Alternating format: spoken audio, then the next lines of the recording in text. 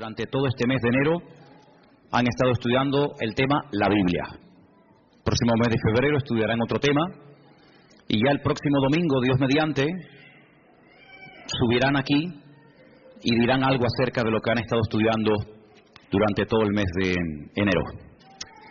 Vamos a orar un momentito, hermanos, por favor, vamos a orar. Cierra tus ojos ahí donde estás. Queremos pedir la ayuda, el respaldo, la bendición del Señor sobre este tema, sobre este estudio que estamos comenzando nuevamente, las famosas 7 iglesias del Apocalipsis. El domingo pasado vimos el mensaje del Señor a la iglesia de Éfeso. Hoy nos tocaría estudiar el mensaje del Señor a la segunda iglesia, la iglesia de Esmirna. Pero vamos a orar. Padre Celestial, te damos de verdad, de todo corazón, muchas gracias por el privilegio que nos das de tener tu palabra en nuestras manos. Gracias, Señor, por este regalo maravilloso, este libro perfecto que revela tu corazón, Señor, que nos da la información genuina y correcta para que nuestra vida sea una vida edificada sobre la verdad. Y pedimos que en esta tarde tu palabra que va a ser expuesta, Señor, sea expuesta con la gracia de tu Espíritu Santo y que pueda caer en corazones realmente preparados y sedientos de palabra. Y como dice este hermoso libro, que el que tenga oídos para oír, que oiga lo que el Espíritu dice a la iglesia. Señor, que en esta tarde verdaderamente tú puedas hablar a nuestras vidas y podamos salir de aquí sabiendo que tú hoy has hablado a nuestras vidas y a nuestros corazones. Ponemos este tiempo de estudio de tu palabra en tus manos y pedimos tu ayuda y tu respaldo en el nombre de Jesús. Amén.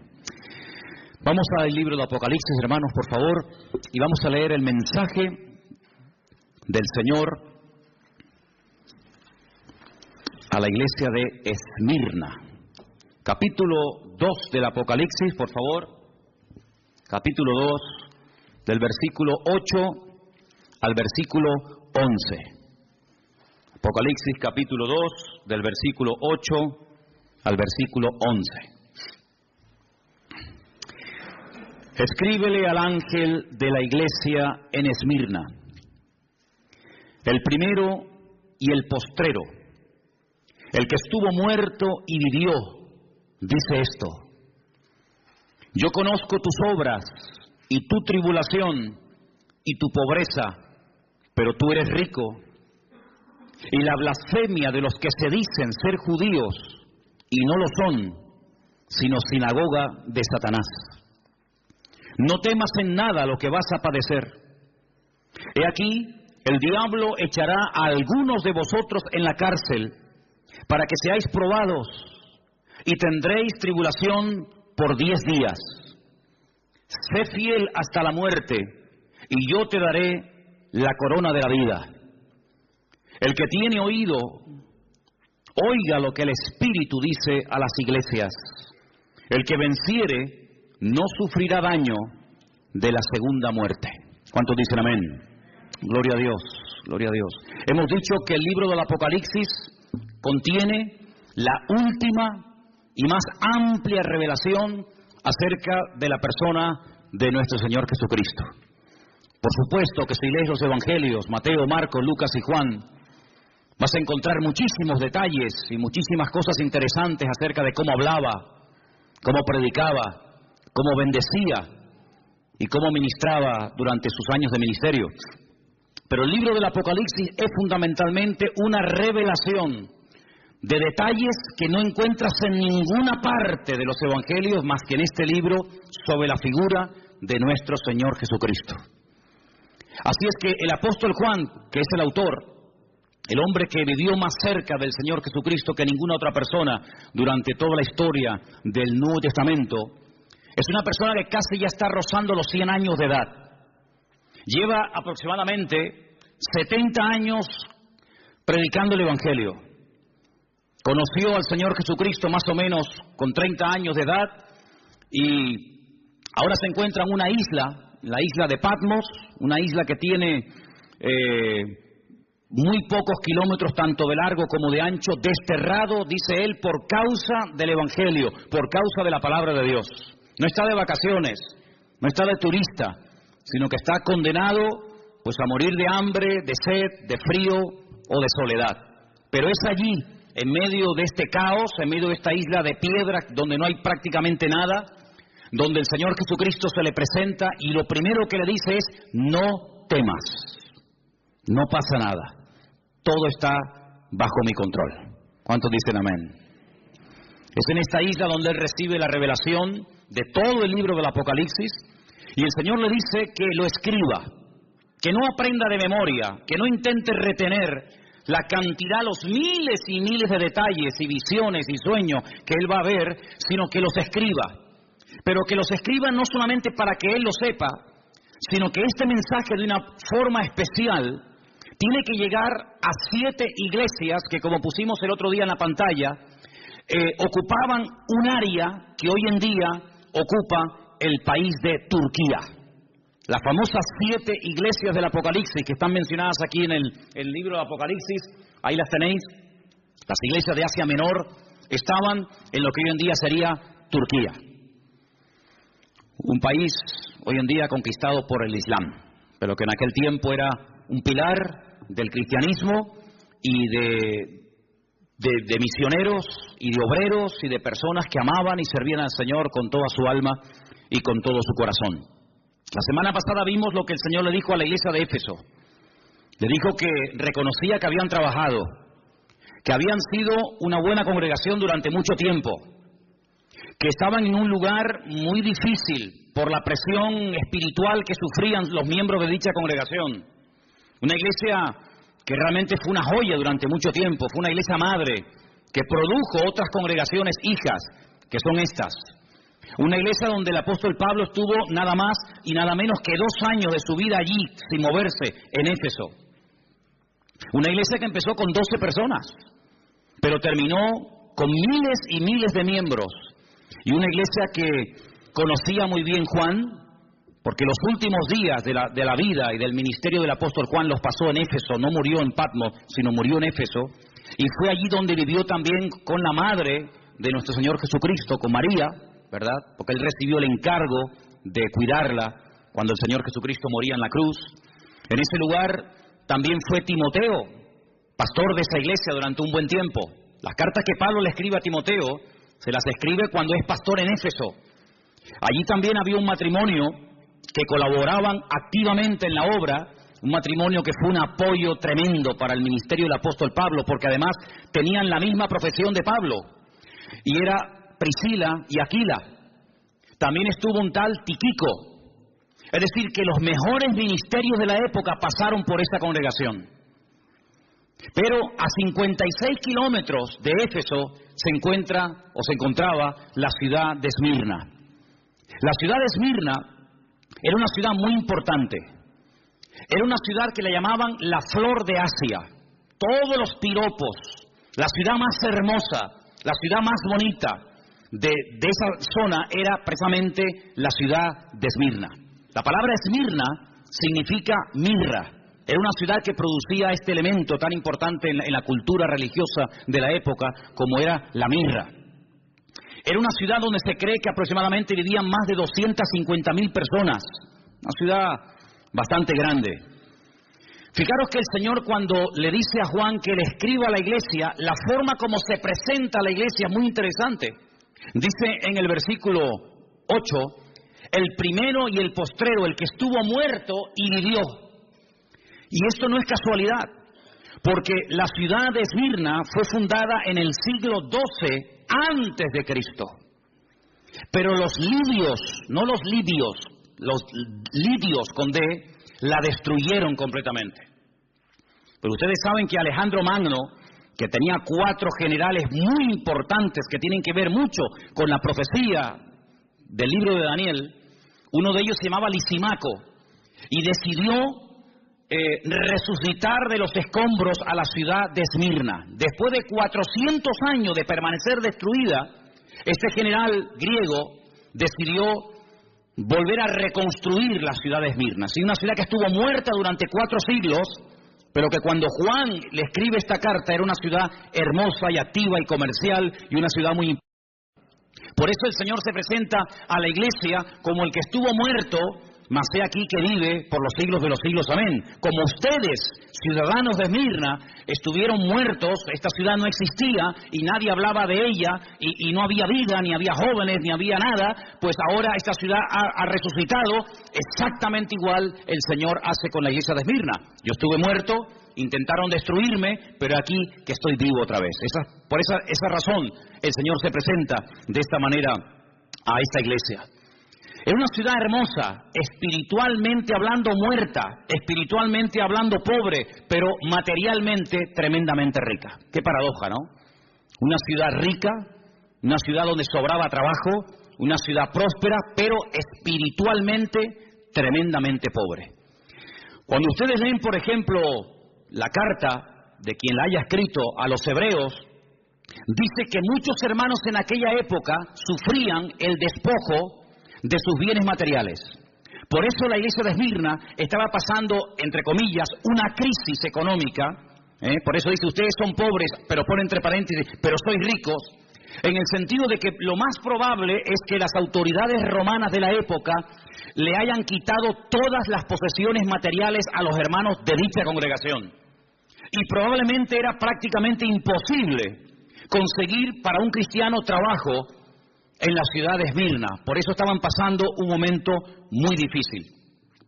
Pero no solamente en esta ciudad había estos problemas, sino que además en esta congregación el Señor les da una palabra de advertencia. Es una de las pocas iglesias de las 7, es una de las pocas congregaciones que no recibe, digamos, una palabra de exhortación para corregir el rumbo, en el sentido de que hay falsa doctrina, enfriamiento del amor o falsas profecías. No. La iglesia de Esmirna recibe una palabra de advertencia porque viene un tiempo de prueba, viene un tiempo de persecución contra la iglesia. Y como el jueves nos predicaba Anderson en el mensaje acerca del Espíritu Santo, una de las 27 funciones diferentes del Espíritu Santo en la vida de un creyente y de una congregación, una de ellas es que Él nos recordará lo que Él nos ha enseñado, Él tomaría de Cristo y le glorificaría, y Él nos haría saber lo que ha de venir.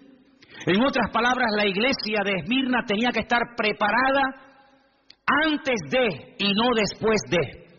El Señor Jesucristo le dice a través de este mensaje que vienen 10 días de persecución. Ahora, no es algo literal. Hay un estudio muy interesante, que es el estudio de la numerología, gematría en hebreo, que tiene que ver con todos los números que aparecen en la Biblia. Aparecen muchísimos números. El número 10 no es un número literal en el sentido de que van a venir 10 días de persecución, sino es como una forma de decir, viene un período de tiempo, más o menos corto, de persecución. Pero en vez de decirlo así, dicen, vienen 10 días de persecución a la iglesia. Pero no es que sean 10 días, lunes, martes, miércoles, jueves, y ya está, no. Sino es un período corto de tiempo. Eso es lo que significa, vienen 10 días de persecución. El discípulo más aventajado, el discípulo más importante de todos los que tuvo el apóstol Juan, fue un tal Policarpo. No me va a dar tiempo y no voy a hablar de Policarpo porque no tengo tiempo de hacerlo, pero yo les pediría a ustedes, en internet tienen todo lo que quieran, lean todo lo que puedan de este gran varón de Dios. Policarpo fue uno de los pastores de esta iglesia. Fue muerto en la hoguera en el año 156 después de Cristo. Él era miembro de la iglesia de Esmirna. Simplemente un pequeño detalle. Cuando lo llevaron para prenderla en la hoguera y habían puesto la hoguera encendida para meterlo dentro y le dijeron, te damos la última oportunidad, si reniegas de Cristo, si te retractas en cuanto a tu fe, te libras de la muerte.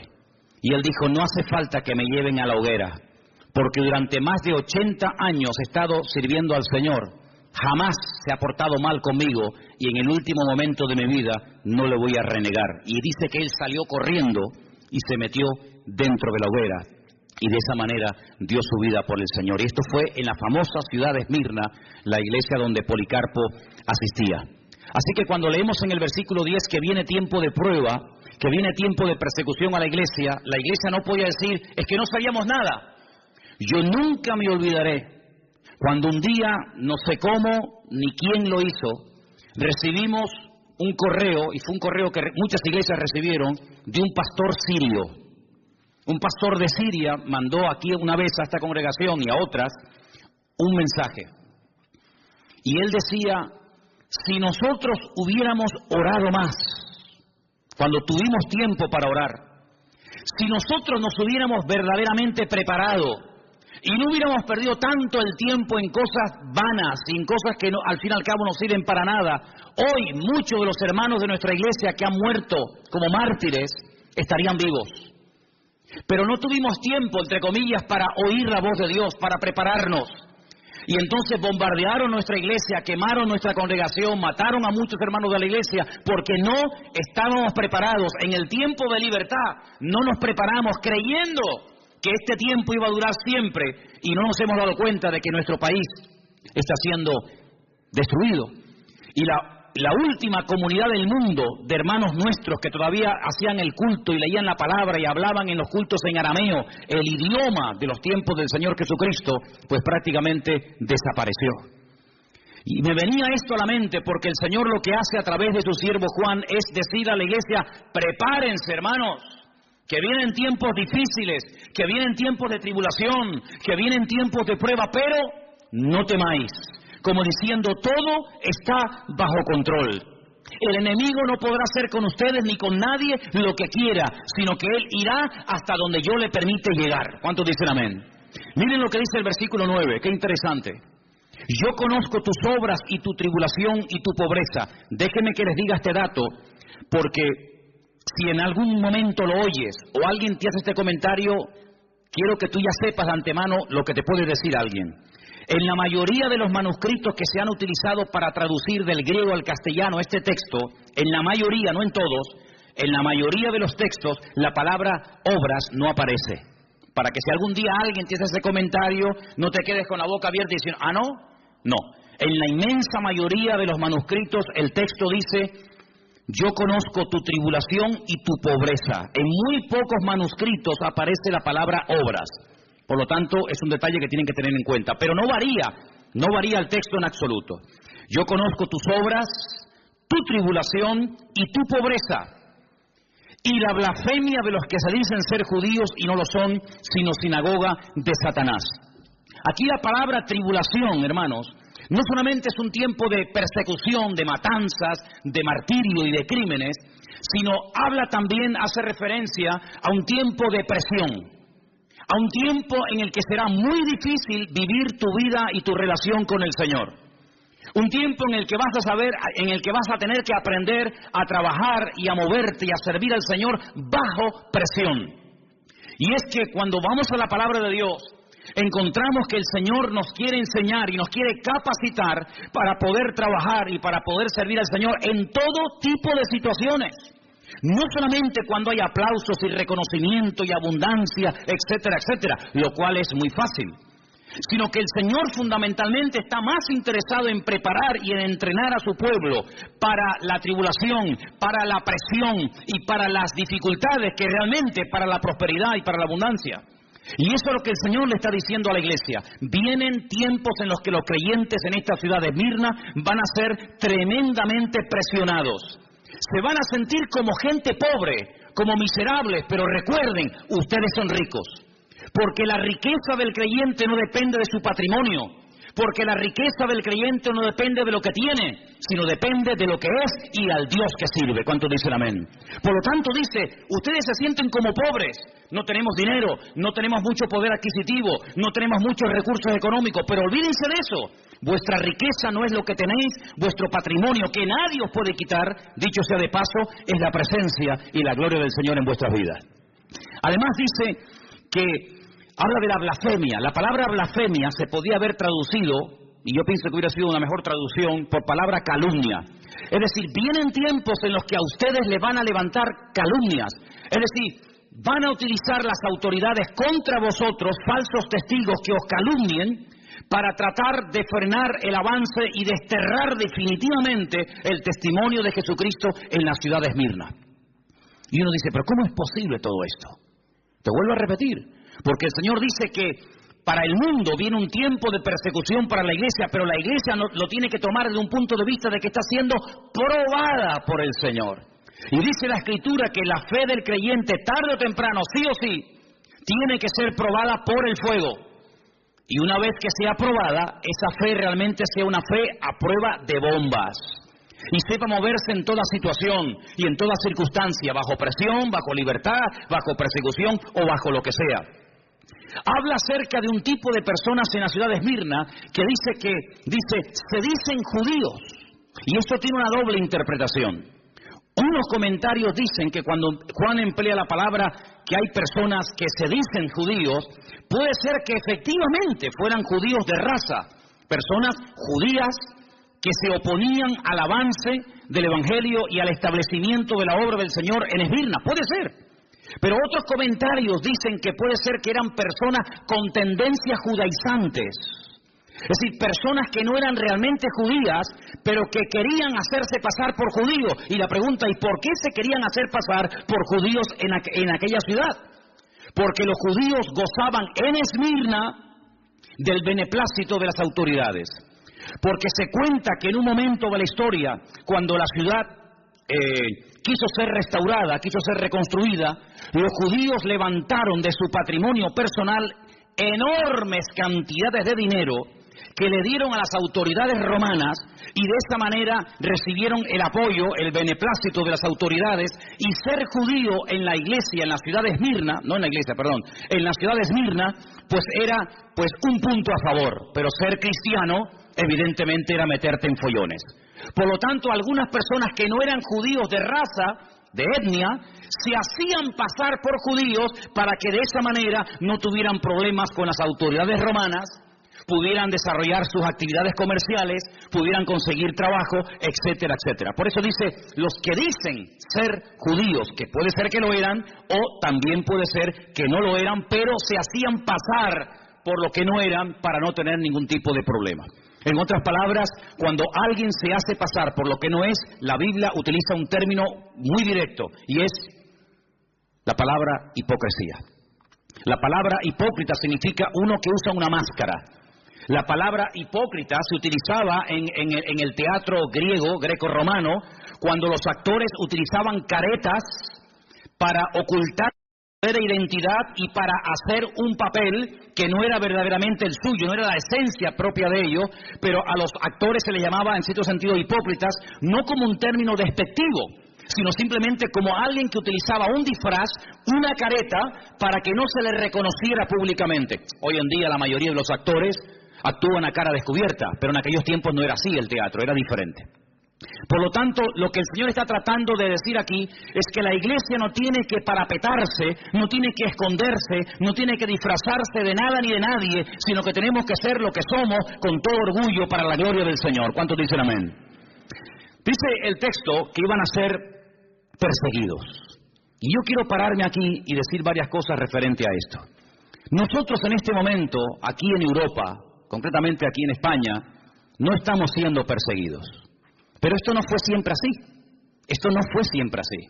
El que ahora en este momento no quemen nuestras iglesias, no echen a nuestros hijos de las universidades y de las escuelas, que nos dejen leer la Biblia, que podamos tener un culto con un cartel fuera y cantar y todo el barrio oírnos, no siempre fue así.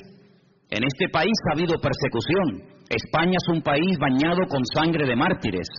España es un país donde han muerto miles de creyentes por la causa del Señor Jesucristo y por el Evangelio. No siempre fue permitida la lectura de la Escritura. Nosotros somos el resultado y el producto de muchos hermanos que pagaron un precio altísimo para que hoy en día nuestra juventud y nuestros niños, y nosotros incluidos, podamos disfrutar de esta libertad. Pero no siempre fue así, queridos hermanos. Y es que si tú estudias la historia de la iglesia desde que nació prácticamente hasta el día de hoy, la iglesia siempre en algún momento de la historia ha sido perseguida. Tenemos ahí en el tablón de anuncios de la iglesia, yo les pediría que después se acerquen y lo vean, los países donde en este momento están nuestros hermanos sufriendo terribles persecuciones. Sin lugar a dudas, de todos los países que en este momento hay persecución, el más el más complicado, el más difícil, donde realmente es un peligro el ser creyente, es en Corea del Norte. Es el país donde más persecución hay en este momento contra la iglesia.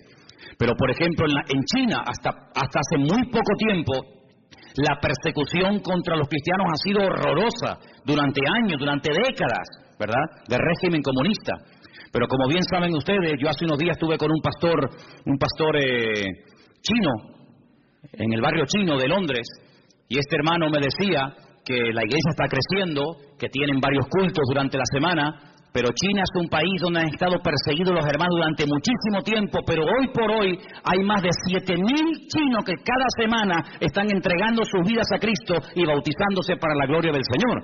Es decir, que donde más los han perseguido es hoy por hoy donde más está creciendo y extendiéndose el Evangelio. ¿Cuántos dicen amén? En Europa hubo persecución, claro que sí, pero gracias al Señor estamos temporalmente pasando un tiempo de libertad. Pero el Señor no tiene que pedirle permiso a nadie para que en un momento determinado, si Él lo considera oportuno, por un breve periodo de tiempo, la iglesia, su pueblo, sus hijos, seamos probados con algún tipo de presión, con algún tipo de persecución.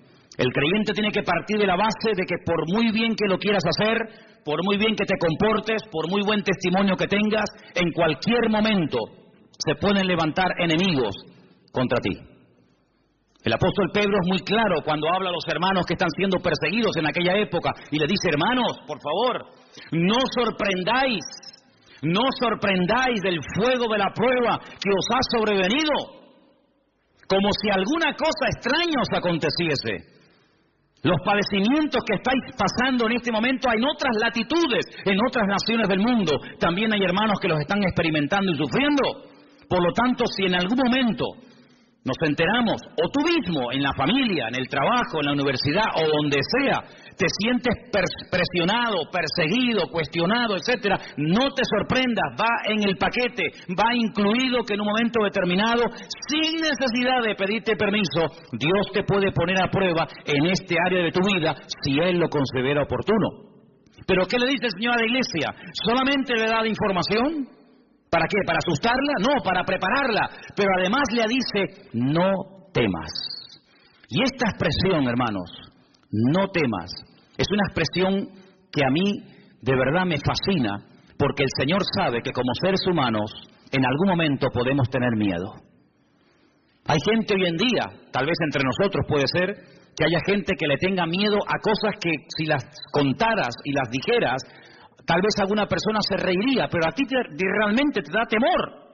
Hay gente que es incapaz de acercarse al borde de una montaña porque dice que se le va la cabeza y tiene miedo a las alturas.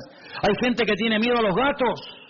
Hay gente que tiene miedo a quedarse solo o sola. Hay gente que tiene miedo a caer enfermo. Hay gente que tiene miedo a dormir con la puerta cerrada y tienen que dormir con la luz encendida. Hay tanto tipo de temores. Pero el Señor a todos y a cada uno de nosotros, en cualquier circunstancia o situación en la que nos encontremos, siempre el Señor te dirá: no tengas ningún temor, no temas. Yo estoy contigo y nadie te podrá hacer frente en todos los días de tu vida. ¿Cuántos dicen amén? ¿El Señor nos puede probar? Claro que sí. Hay un versículo que quiero leerlo, lo tengo aquí apuntado, no quería olvidarlo.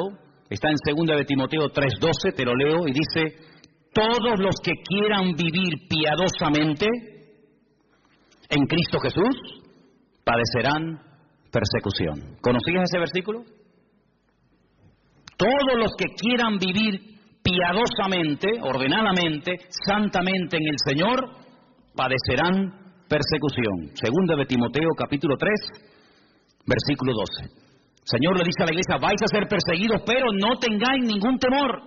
Y le dice: sigan siendo fieles. Esa expresión, cuando le dice sean fieles, en el texto original dice sigan siendo fieles. No es que a partir de ahora vais a ser fieles, no, hasta aquí habéis sido fieles, pero cuando venga la persecución, seguid perseverando en vuestra fidelidad. Y hermano, es que hay un ingrediente, hay una asignatura que no puede ser en nuestras vidas, una asignatura pendiente, y es la constancia en el Señor. Imagínense la cantidad de gente que hemos conocido en todos estos años, Me doy cuenta que hay mucha gente que empieza bien, se animan, comienzan a leer la Biblia, comienzan a venir a los cultos, comienzan a interesarse por las cosas del Señor, pero hermano, eso está muy bonito y está muy bien. Pero aquí lo importante no es tener una buena temporada, aquí lo importante es ser fiel, como dice aquí, hasta la muerte. ¿De qué sirve que leas durante un mes todos los días la Biblia y te levantes temprano a orar, si luego al mes siguiente no sabes ni dónde dejaste la Biblia y ya ni siquiera te acuerdas del Señor ni de orar? No quieras correr y abarcar demasiado en poco tiempo. Sed fieles y constantes hasta la venida del Señor, dice la Escritura. Estad firmes y constantes, creciendo en la obra del Señor siempre. La Biblia apela continuamente a la fidelidad, a la constancia, a la perseverancia, un día y otro día, sin afanarse, sin preocuparse, sin ningún temor, sin ninguna preocupación, sino dependiendo el minuto a minuto, el día a día de la presencia de nuestro Dios. Vienen tiempos difíciles, vienen tiempos de prueba, vais a ser probados, pero no temáis, sed fieles, aprender a perseverar. Y es algo muy interesante ver que en la iglesia, en la ciudad de Esmirna, se levantaron todo tipo de calumnias y todo tipo de acusaciones contra los hermanos. Leyendo esto y preparándome para este mensaje, descubrí que las 5 cosas que utilizaban las autoridades de la ciudad de Esmirna contra los hermanos eran estas. Se les acusaba de ser desleales al César de Roma. Al César de Roma se le llamaba Kairos. ¿Qué te parece? La palabra Kairos se traduce por Señor, pero no es Señor José, Señor Antonio, Señor Jorge, Señor Juan, sino Kairos es el Adonai, es la máxima autoridad, ¿verdad? Cuando el Nuevo Testamento se escribió en griego, el apóstol Pablo, en una de sus cartas dice que si confesamos que Cristo es el Kairos, el Señor, la máxima autoridad, seremos salvos. El César de Roma era el que tenía este título, la máxima autoridad, el Señor. Por lo tanto, había que ofrecerle pleitesía, había que postrarse delante de un busto, delante de una estatua del César de turno, cuando pasabas por delante de él. Los cristianos se negaban rotundamente a adorar como si fuera un dios al César de Roma. Los cristianos estaban dispuestos a morir antes de doblar sus rodillas y adorar al César como si fuera un dios. Eso fue lo que le dijeron a Policarpo en el 153 después de Cristo. ¿Pero qué más te da? Di que el César es el Kairos, que es el Señor, y después te vas a tu casa y aquí no ha pasado nada. Pero él dijo, bajo ningún concepto, el Kairos, mi autoridad y mi Señor no es un hombre, es mi Señor Jesucristo. ¿Cuántos dicen amén? Por eso eran acusados de ser gente peligrosa, de ser gente desleal a las autoridades de la época, nada más lejos de la realidad. Segunda calumnia o acusación, que era gente inmoral y practicaban el canibalismo. Y tú dices, ¿cómo se puede acusar a un cristiano de ser un caníbal? Porque resulta que cuando llegaba el momento de partir el pan y el vino, esas reuniones que se llamaban en aquella época ágapes, donde había koinonía, donde había comuniones, eran a puerta cerrada. Sí, hermanos, sí. Eran a puerta cerrada, no podían entrar gente que no fuera realmente miembros de la congregación, no podían entrar visitas, no podían entrar inconversos. Los ágapes, cuando se repartía el pan y el vino, aquel pacto, aquel nuevo pacto, donde el Señor dijo, el que no come mi carne y el que no bebe mi sangre, y sabemos que es algo metafórico, de ahí que tenemos que estudiar hermenéutica, ¿verdad? No puede ser mi discípulo, no puede formar parte de mi familia, pues había extendido la idea de que hacían actos de canibalismo y comían carne humana y bebían sangre de seres humanos por las malas palabras traducidas o interpretadas del Señor Jesucristo. Y decían que esos actos eran como lo que hacían los romanos, orgías y lugares de promiscuidad sexual, y los acusaban de eso. Tercera calumnia o acusación, los acusaban de ateos, como si fuera un delito ser ateo. Pero como no eran politeístas, como no adoraban a Afrodita, ni a Apolos, ni a Júpiter, ni a ninguna divinidad de la época, sino que adoraban a un solo Dios y que encima no se le podía representar en forma de hombre o de mujer, los llamaban ateos, personas peligrosas, porque eran personas en contra de la religión establecida de la época. Los acusaban de incendiarios, Ahora pueden entender por qué Nerón les echó la culpa a los romanos de haber prendido fuego a Roma, lo cual no fue cierto, que lo hicieron los cristianos, sino fue él. ¿Por qué? Porque en los cultos se hablaba mucho acerca del infierno. Se hablaba mucho acerca de las llamas eternas del fuego del infierno. Y entonces les acusaban de que esta gente algún día le prendería fuego a las fortalezas romanas, a los templos romanos y a las ciudades romanas y las terminarían destruyendo. Y finalmente los acusaban de romper familias. El Evangelio a veces distancia y separa miembros de la familia. Seamos sinceros. La Biblia nos enseña que a veces cuando una persona se convierte, tus familiares por un tiempo, no siempre, pero por un tiempo, pueden llegar a convertirse en tus peores enemigos. Cuando yo me convertí y comencé a asistir a una pequeña congregación en Las Palmas, había una chica que se había convertido, que había sido drogadicta y había practicado un tiempo la prostitución. Y su padre delante de mí le decía: prefiero verte otra vez drogándote y prostituyéndote que yendo a esa iglesia a adorar a ese Dios y juntándote con esa gente. ¿Y cómo un padre le puede decir eso a una hija? Pues se lo decía, hermanos. Y a veces cuando tú te conviertes al Señor con toda la alegría, ¿verdad? Y con todo el gozo del mundo que conlleva el tener a Cristo en tu vida, vas a tu hermano, a tu sobrino, a tus hijos, a tu padre, a tu madre, a tu marido, y resulta que se te vuelven en contra. Y tú dices: ¿pero cómo puede ser esto? Te vuelvo a repetir, va en el paquete, no te sorprendas. Todos, o la mayoría de los creyentes que hemos aceptado al Señor, que no hemos nacido en hogares, entre comillas, de cristianos practicantes, como lo que consideramos hoy en día, hemos tenido que pasar por esas tribulaciones y por esas pruebas. Pero, ¿qué dice la Biblia? No temas, persevera, sé fiel hasta la muerte y el Señor te dará la corona de la vida. ¿Cuántos dicen amén? Hay un salmo muy bonito que dice: Señor, dame fuerzas para que no claudique y mi enemigo se ríe de mí diciéndome: ves, lo logré vencer. Así que mentalízate de que hay ojos, hay familias, hay amigos, hay vecinos, hay compañeros de trabajo que te observan, que te estudian, que te analizan y están esperando el más mínimo fallo para enseguida tirarse encima de ti. Por eso tienes que buscar más que nunca al Señor, porque la vida cristiana no se ha diseñado para vivirla herméticamente en una burbuja que nadie se entere. No somos espías del reino de Dios, somos testigos del reino de Jesucristo. ¿Cuántos dicen amén? No hacemos las cosas a escondidas, sino que somos luz y sal de la tierra y queremos que todo el mundo y las puertas de nuestra iglesia estarán siempre abiertas para que cualquier persona en cualquier momento pueda venir y grabar y filmar y sacar fotografías y hacer lo que quieran, porque no nos ocultamos, porque no tenemos ningún temor de decir: somos hijos del Rey de Reyes y Señor de los Señores, y no nos avergonzamos del Evangelio, porque el Evangelio es poder de Dios para salvación. ¿Cuántos dicen amén? Pero a ellos los acusaban de eso en aquella época, y muchos murieron, y muchos fueron descuartizados y quemados y torturados hasta la muerte. Ahora, hay algo muy interesante en el mensaje del Señor a esta iglesia que quiero destacar. Si os dais cuenta, en el versículo 9 aparece un nombre. Dice que había personas que decían ellos que eran judíos y no lo eran, sino sinagoga de Satanás. Y luego aparece en el versículo 10 la palabra diablo. La palabra Satanás, que significa adversario, es un nombre que viene del hebreo. En hebreo no se dice Satanás, se dice Satán, que significa adversario. Y después en el versículo 10 aparece la palabra diablo, que significa acusador. Es el mismo personaje, pero como a veces aparece, habéis visto en la Biblia, ¿no? Seol y Hades. ¿Habéis visto, no? Es lo mismo, es el mismo sitio, pero uno está dicho en griego y otro está dicho en hebreo. Bueno, pues Satanás está dicho en hebreo y diablo está dicho en griego. Pero es la misma persona.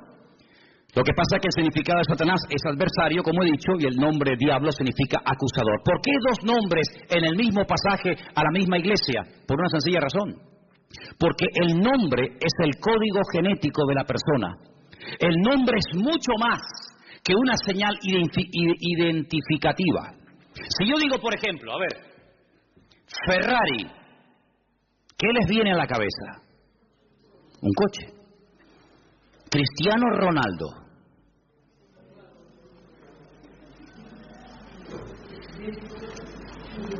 ¿Sí o no? El nombre conlleva muchas cosas, mucho más que simplemente decir este es Juan, este es Pedro, este es Antonio. En la Biblia, la palabra nombre es Shem. Quédense con eso.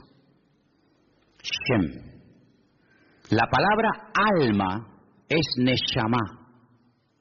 Shem, Neshama. Nombre, alma. Si yo les escribo la palabra alma, que es la vida, ¿verdad? En medio de la palabra Neshama, la palabra alma, dentro está la palabra Shem. Está la palabra nombre. Cuando el Señor trataba con mucha gente a lo largo de la historia, había momentos, no siempre, había momentos en los que le cambiaba el nombre a la persona. Porque el nombre es como una especie de código genético, es una especie de esencia que se revela a través del nombre. Cuando vieron en un parto que un niño salía y que el otro, que era gemelo, la agarraba por el talón, por el calcañar, dijeron en ese momento: ¡ay, mira, es un Jacob!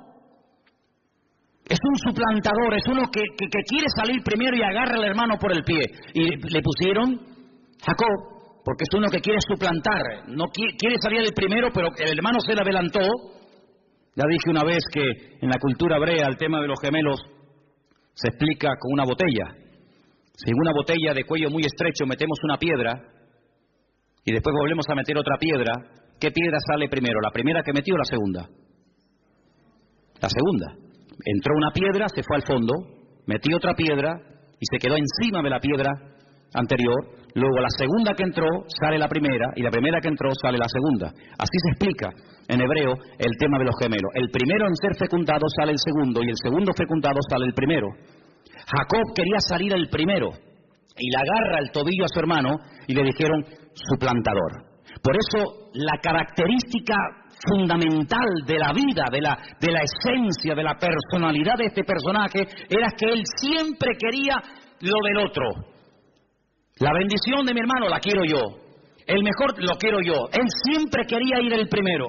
Cuando el Señor trata con él y le dice: es que así no puedes ir por la vida, porque el fin no justifica los medios, yo te voy a cambiar el nombre y nunca más te llamarán suplantador. Hay otro camino, hay otra forma, otra conducta en la vida que no es ni la mentira, ni la manipulación, ni la tergiversación, ni nada por el estilo, sino es un camino de obediencia, es un camino de santidad. Si tú quieres conseguir todo a lo bruto, puede ser que lo consigas, pero nunca podrás decir que fue el Señor el que te lo dio, sino fue tu fuerza, tu sabiduría, tu experiencia. De ahí que el Señor le diga al pueblo de Israel: cuidadito cuando entréis en la tierra prometida, en la tierra de Canaán, cuidado que comiencen los rebaños a reproducirse y las cosechas a ser abundantes. Tengan mucho cuidado, no sea que caigan en el error, en la trampa de decir: mi fuerza, mi poder, mi sabiduría ha producido este imperio. No, Señor, ten mucho cuidado, porque antes de la caída es la altivez de espíritu y la soberbia. Como tú creas que el que suple tu necesidad es tu trabajo, eres hombre muerto, amigo. Como tú creas que tu experiencia y tu sabiduría es la que te ha ido abriendo camino en la vida, te estás atribuyendo la gloria a ti y se la estás robando al Señor. Lo que tienes, o se los atribuyes al Señor y nadie te lo puede quitar, o como tú te atribuyas la gloria, ten cuidado que lo que tanto sacrificio te costó conseguir, mañana cualquiera te lo puede quitar. Lo que Dios da, nadie te lo quita, pero lo que tú dices que tú has conseguido con el sudor de tu frente y con tu trabajo, ¿no os dais cuenta que Adán tenía que vivir del sudor de su frente? ¿Pero el creyente tiene que vivir del sudor de su frente? Dice: sí, no, Señor. Adán tenía que vivir del sudor de su frente porque tú te has desconectado de mí. Yo te di el paraíso, yo te di lo mejor y tú te has desconectado de mí, por lo tanto a partir de ahora te buscas la vida. Esto es lo que significa en versión Manolo Sierra: ganarás el pan con el sudor de tu frente. ¿No me quieres? Búscate la vida. A partir de ahora vas a comenzar a sudar. Conmigo no ibas a sudar nunca. A partir de ahora, cuando sudes, vas a decir: madre mía, ¿cómo cuesta sacar estas patatas? ¿Cómo cuesta conseguir este trabajo? Claro, pero cuando vamos al Nuevo Testamento, encontramos que el modelo que Cristo nos enseña es otro. Dice: el justo por la fe vivirá. Tú eliges. ¿Quieres sudar la camiseta y tú ser el que consigue las cosas de la vida? Adelante, amigo, no hay ningún problema. Pero si quieres, te enseño otro modelo de vida. y es depender del Señor. El pan nuestro de cada día, dánoslo hoy. Al fin y al cabo, ¿qué es más difícil? ¿Vivir por tu esfuerzo personal o vivir por fe? Bueno, habrá respuestas para todo. Pero cuando vamos a la palabra de Dios, nos encontramos que el Señor lo que quiere es que aprendamos a depender de Él, que nos conectemos a la fuente. ¿Y la fuente quién es? Nuestro Señor Jesucristo. ¿Cuántos dicen amén? Dile al que está a tu lado, ¿cómo quieres vivir tú? ¿Como Adán o como Cristo? Tú decides, amigo. Tú decides cómo quieres vivir. Seréis probados. No es malo ser probado. Es una buena señal. Es una buena señal. ¿Sabes cuál es una mala señal? Que no te esté pasando nada. ¿Sabes a quién no le pasa nada? ¿Sabes a quién no critican? ¿Saben a quién no calumnian? ¿Sabes quién nunca se siente mal si sube el petróleo o baja el petróleo? Si pierden el trabajo. ¿Saben quién? Los muertos. Nunca vas a ver una manifestación de muertos en el cementerio de San Lastenia. No nos hacen caso. Nos tienen aquí abandonados, metido en caja. No me traes flores, te has olvidado de mí, te has enamorado de otro hombre, te has enamorado de otra mujer. Los muertos no se quejan, porque nadie se mete con ellos, es con los vivos. Por lo tanto, el ser probado es una buenísima señal, querido. ¿Y probado en qué? ¿En qué fue probado Cristo? ¿En qué fue probado Cristo? Dice la Biblia, ¿en qué fue probado? ¿En qué? En todo. ¿Y tú crees que nosotros vamos a ser mejor que Él y no vamos a ser probados en todo? Si Él fue probado en todo, ¿qué garantía tienes tú de que Él no permita, si lo desea, en un momento determinado que tú y yo también seamos probados en todo? ¿Cómo vas a conocer la fidelidad de Dios si toda la vida vives en abundancia? Pero cuando vives en escasez vas a poder decir con autoridad, no desde la plataforma de la teoría, sino desde la realidad, el Señor es mi pastor y nada me faltará. Yo sé lo que digo, ¿verdad? ¿Qué testimonio puede dar el enfermo que ha visto un toque de Dios en su vida, de decir, el Señor es mi médico divino, ¿verdad? Luego hay pruebas que fortalecen tu fe, hay pruebas que descubren la naturaleza del Dios al cual sirves, y la esencia del Señor no se conoce en la abundancia, sino se conoce en la prueba, porque la prueba es una bendición de Dios para la vida del creyente. Dios, como dije antes, no tiene que pedirnos permiso, todo está bajo el control de Dios, y lo importante no es el tiempo que Dios permita la prueba, sino la actitud que yo voy a tener durante el tiempo de prueba, porque la actitud es lo que marca la diferencia. ¿Cuántos dicen amén? Ahora, es interesante notar la recompensa de la iglesia. Fíjate, dice aquí en el versículo 10, no temas en nada de lo que vas a padecer, y aquí el diablo echará a algunos de vosotros en la cárcel para que seáis probados, tendréis tribulación por 10 días o un poco de tiempo, sé fiel hasta la muerte, y yo te daré la corona de la vida. Tal vez a nosotros esto de la corona no nos diga nada, pero en aquellos tiempos a los atletas, ¿verdad?, se les coronaba con una corona de laureles. Pero una corona, como dice la Biblia, corruptible. Te ponían una corona de laurel muy bonita sobre tu cabeza, sobre tu cuello, pero tarde o temprano se marchitaba. Era una corona corruptible, pero el galardón, la corona que el Señor le dará a sus hijos que sean fieles hasta la muerte, es una corona, dice, incorruptible. Y esta mañana cuando leía esto me dio algo, un vuelco en el corazón, porque la palabra iglesia está en plural en el versículo 11 y en todos donde lo leas. El que tiene oído, oiga lo que el Espíritu le dice a la iglesia. ¿Dice eso? No. A las iglesias, no es lo mismo la iglesia que las iglesias. Es como cuando, por ejemplo, he oído gente que dice el versículo, a los suyos, a los Juan 1:11, a los suyos vino y los suyos no le recibieron. Yo a veces me quedo callado, no le digo nada, pero eso no dice la Biblia. ¿Ah, no? No. Algunos dirán, no, en la mía sí dice eso. Yo me corto un brazo como el de la película de la noche, que la Biblia suya no dice, a los suyos vino, sino que la Biblia dice, a los suyos. A lo suyo vino, y los suyos no quisieron recibirlo. Si yo vengo a lo mío, yo vengo a cumplir con la voluntad de mi Padre, yo vengo con un propósito eterno, y si ustedes no lo quieren recibir, no es problema mío, pero yo vengo a lo mío. Yo vengo a hacer la voluntad de mi Padre. No vengo a agradarles a ustedes, vengo a agradar a mi Padre. Y cada palabra que sale de mi boca no sale por mí mismo, sino que el Padre me da autoridad para que salgan esas palabras. Y las obras que yo doy dan testimonio de que mi Padre me está avalando y me está respaldando en lo que estoy haciendo. Bueno, pues así como ese versículo no dice eso, este tampoco dice que el que tiene oído para oír, oiga lo que el Espíritu dice a la iglesia. Bueno, pues si tengo que oír lo que el Señor dice a la iglesia, pues estaría... No, dice a las iglesias. Es decir, te amplía la visión, una visión amplia. No una visión local, sino una visión universal. ¿Qué le está diciendo el Señor no solamente a mi congregación, a mi iglesia local, a la cual pertenezco? Sino que le está diciendo el Señor a su iglesia, a sus congregaciones en todas partes del mundo. Cómo el Señor se está moviendo en estos últimos años en la iglesia, a nivel general, en el mundo. Eso me interesa saberlo a mí. ¿Por qué? Porque si tú estudias lo que se llama eclesiología, que es el estudio, el desarrollo de la iglesia a lo largo de la historia, tú te das cuenta que el Señor no trató con nuestros hermanos en la década de los años 80 igual que trató a los hermanos de la década de los años 60. La misma iglesia, el mismo evangelio, la misma Biblia. Pero Dios no se movió igual en los años 60 que en los años 80 que en el siglo XXI. Las cosas que están ocurriendo hoy hacía mucho tiempo que no ocurrían en la trayectoria de la iglesia.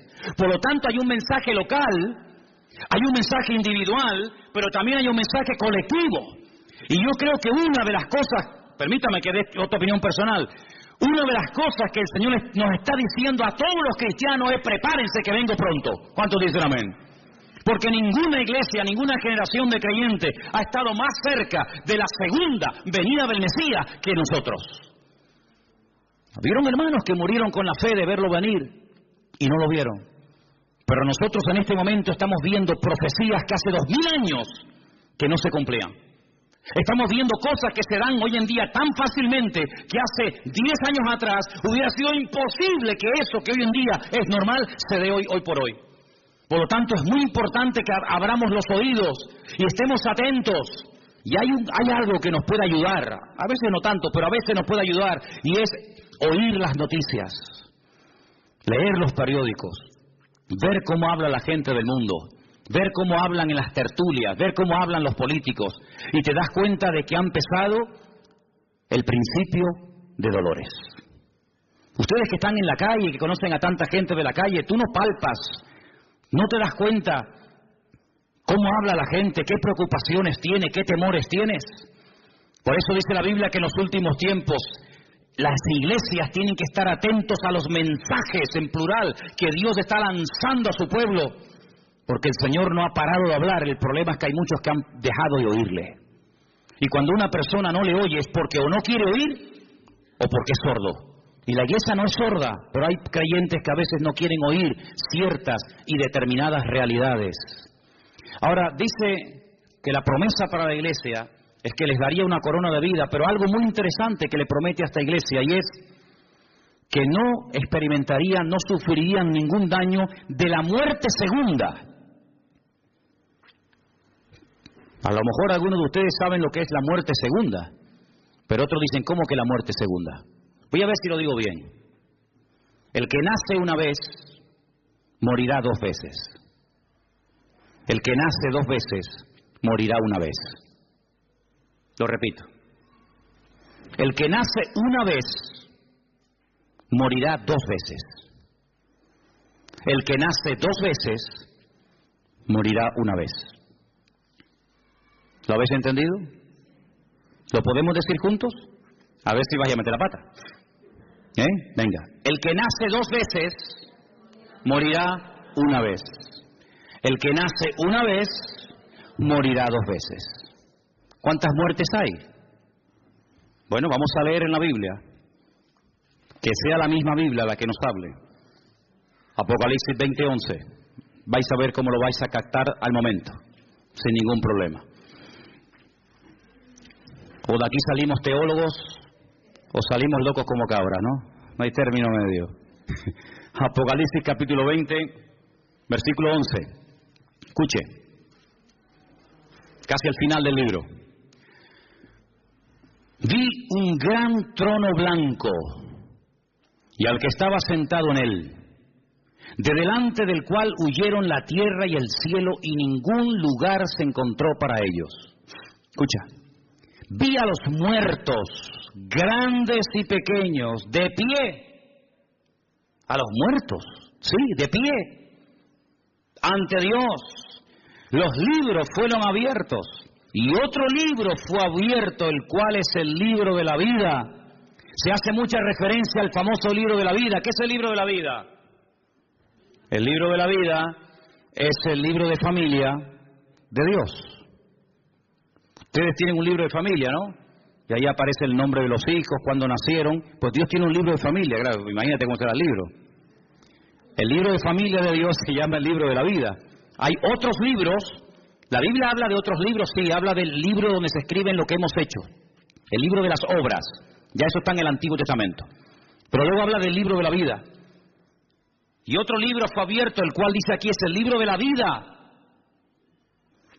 Ahora, un pequeño matiz, permítanme que haga esta pausa. La palabra vida en hebreo nunca se puede escribir en singular, ¿vale? La palabra vida en hebreo es hayim y siempre es plural.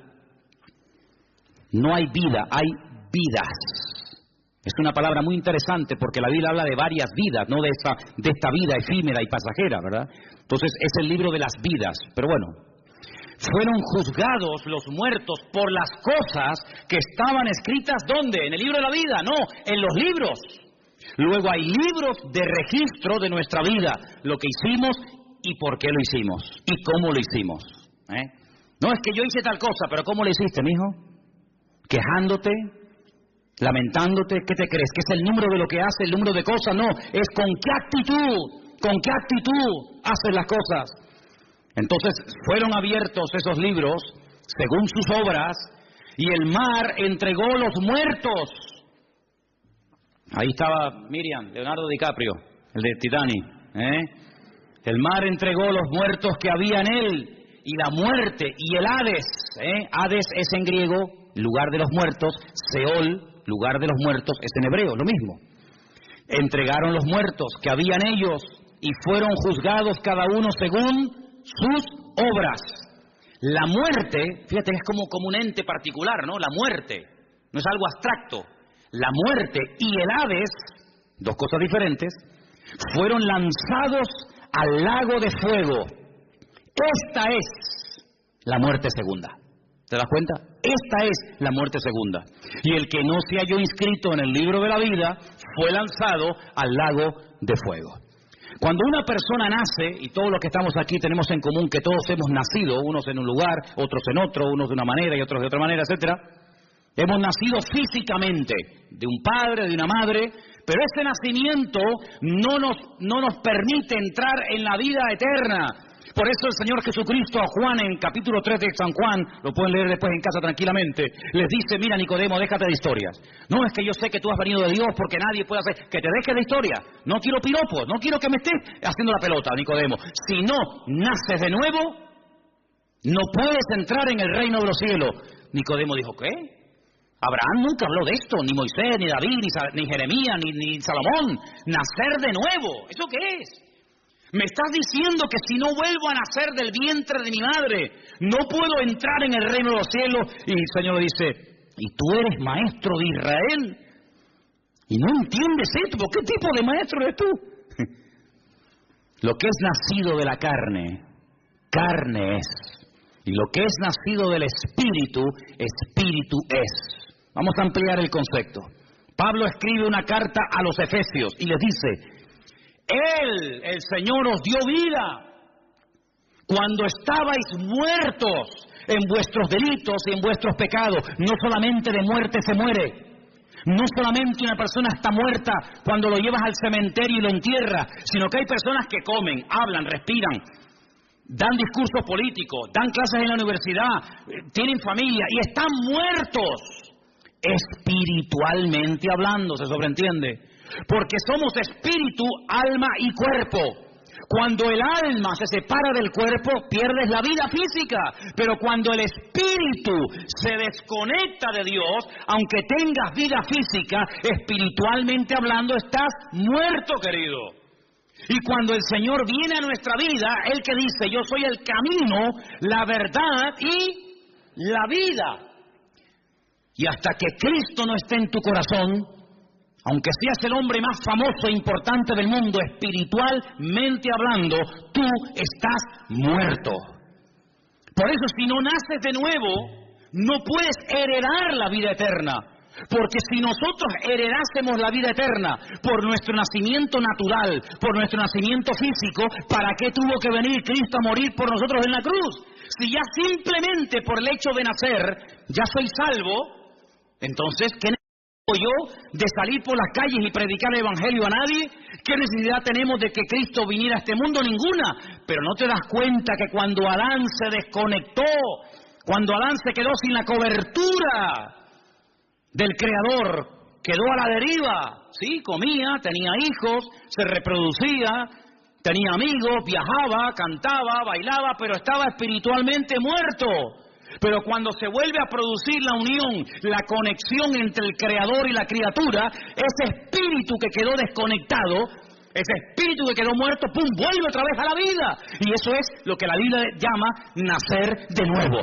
Por eso dije, el que nace una vez, es decir, el que nació porque su madre lo parió, pero no nació espiritualmente hablando, morirá 2 veces. Morirá el día que le toque, 14 de mayo del 2016.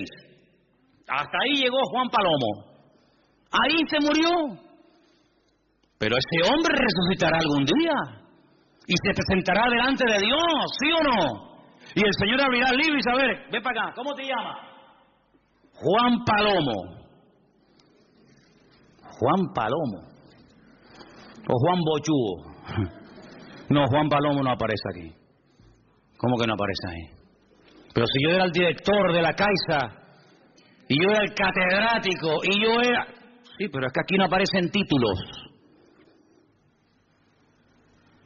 Pues si yo di 1 millón de euros a Cáritas, que es que aquí no aparece en este libro lo que hiciste. Juan Palomo, por J, ¿verdad?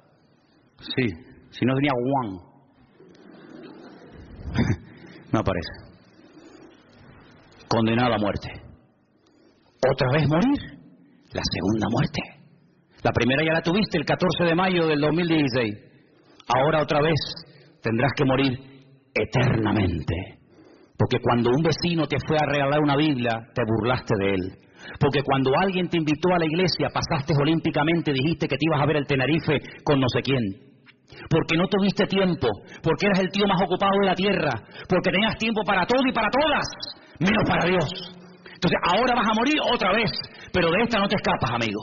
Entonces el que nace una vez, muere 2 veces, el día que te toca y cuando el Señor te juzgue en su presencia.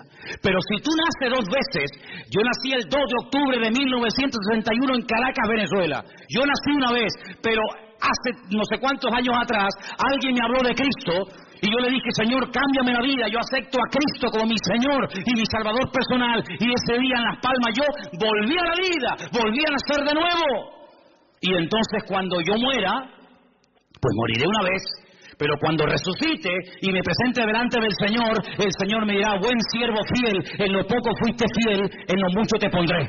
Entra en el gozo de tu Señor y viviré eternamente en la presencia del Señor. Por eso yo te pregunto esta tarde, ¿cuántas veces has nacido? Una.